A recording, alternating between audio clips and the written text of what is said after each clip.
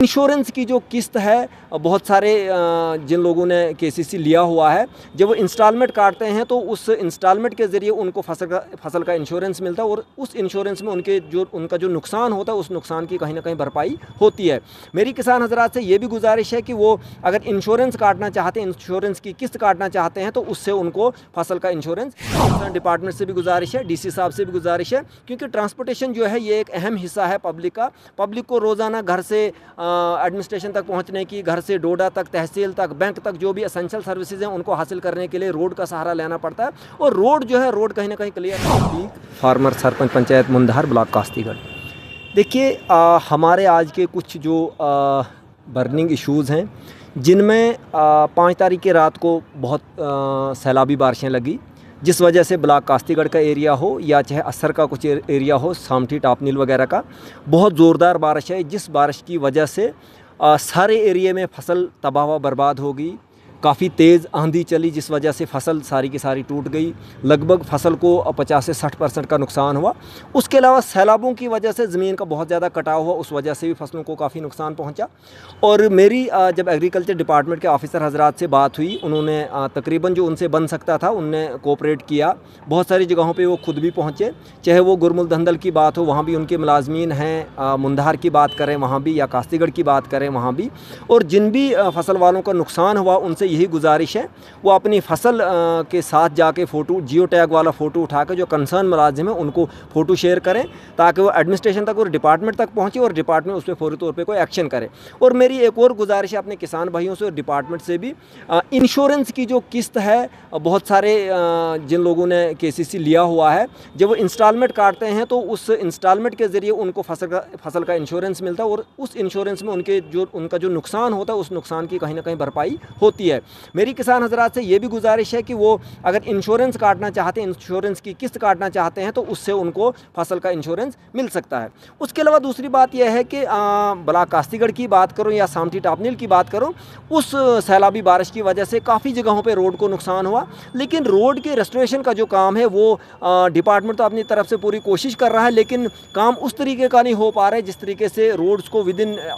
1 दिन या 2 दिन के अंदर रिस्टोर किया जाना चाहिए। लेकिन अभी 2 दिन गुजर गए, 2 दिन गुजरने के बाद भी सभी रोड्स प्रॉपर्ली रिस्टोर नहीं हो पाए हैं। गाड़ियों को आने जाने में काफ़ी दिक्कत होती है। मेरी जेई हजरात से बात हुई कि काम को थोड़ा स्पीड अप किया जाना चाहिए और उन्होंने एश्योर किया कि कल तक जितनी भी रोडें ब्लॉक कास्तीगढ़ की हैं या सामठी टापनील की जो भी रोडें हैं उन सभी रोडों को कल शाम तक क्लियर किया जाएगा। और मेरी कंसर्न डिपार्टमेंट से भी गुजारिश है, डीसी साहब से भी गुजारिश है, क्योंकि ट्रांसपोर्टेशन जो है ये एक अहम हिस्सा है पब्लिक को रोज़ाना घर से एडमिनिस्ट्रेशन तक पहुंचने की, घर से डोडा तक, तहसील तक, बैंक तक जो भी एसेंशियल सर्विसेज हैं उनको हासिल करने के लिए रोड का सहारा लेना पड़ता है। और रोड जो है रोड कहीं ना कहीं क्लियर होनी चाहिए। अगर रोड ख़राब हो तो एक्सीडेंट्स के काफ़ी ज़्यादा चांसेस बनते हैं। उसके अलावा बाकी भी कुछ इश्यूज़ हैं, जैसे हमारे दूर दराज एरिया में लोगों के जो लेबर कार्ड्स हैं, लेबर कार्ड्स पे मुख्तलिफ़ किस्म की फैसिलिटीज़ उन्हें मिलती है सरकार की तरफ से। मुख्तलिफ़ स्कीमें चलाई जा रही हैं जिनमें बच्चों का स्कॉलरशिप हो या बाकी भी चीज़ें हों, बाकी भी स्कीम्स हों जो गरीब लोगों के लिए चलाई जाती हैं। तो उसमें थोड़ा सा रिन्यूअल का जो प्रोसेस है उसमें थोड़ा कभी कभार देर लगती है। मेरी कल भी डिपार्टमेंट जो कंसर्न है लेबर ऑफिस, उनसे बात हुई और उनने कहा कि हम प्रोसेस को थोड़ा स्पीड अप करेंगे। तो मेरी उनसे भी गुजारिश है कि थोड़ा जो रिन्यूअल का जो सिस्टम है इस सिस्टम को थोड़ा सा स्पीड अप किया जाना चाहिए, ताकि महीनों तक अगर ये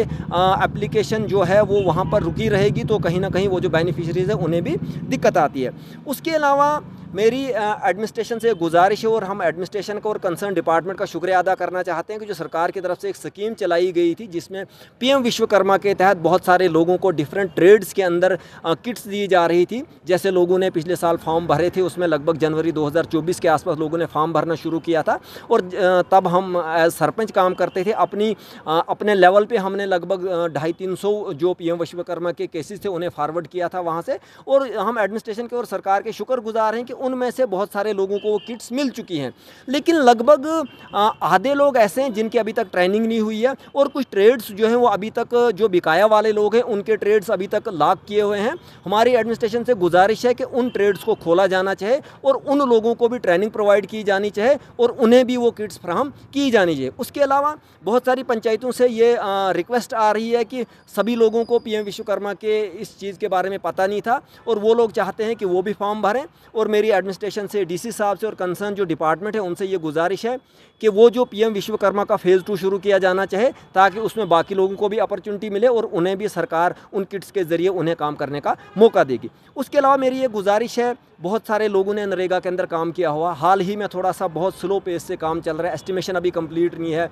और सबसे बड़ा इशू जो आ रहा है वो मटेरियल का आ रहा है, मटेरियल सप्लाई का। और पहले भी लोगों ने मटेरियल सप्लाई किया हुआ है। लगभग 2016-17 के बाद बहुत कम पैसा मिला है जम्मू कश्मीर को मटेरियल का, जिससे जो वो काम करने वाले जो लोग हैं, मटेरियल सप्लाई करने वाले जो लोग हैं, वो काफ़ी परेशान हैं। मेरी एडमिनिस्ट्रेशन से यही गुजारिश है, चाहे हिंदुस्तान की बाकी स्टेट्स का अगर हम मुकाबला करें तो बाकी स्टेट्स में काफ़ी तादाद में मटेरियल का पैसा मिल रहा है, लेकिन जम्मू कश्मीर में पिछले 7-8 साल से बहुत ही कम पैसा दिया जा रहा है। हमारी एडमिनिस्ट्रेशन से, डीसी साहब से स्पेशली गुजारिश है, क्योंकि गवर्नमेंट ऑफ इंडिया के साथ जब भी वो मसला किसी वीसी के ज़रिए या किसी मीटिंग के ज़रिए पुटअप करेंगे तो वहाँ इस मटेरियल की बात की जाए, ताकि